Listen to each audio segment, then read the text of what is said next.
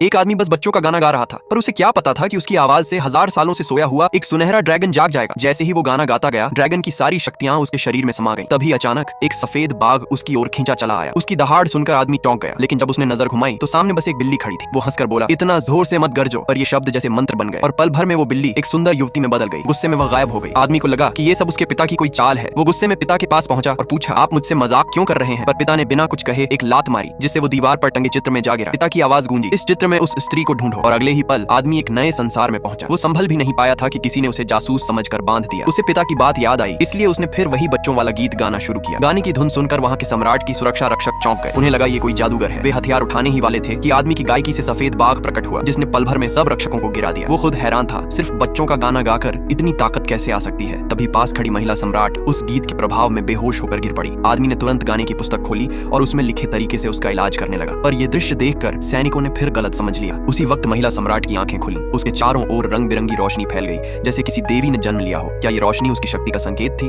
या फिर नए युग की शुरुआत?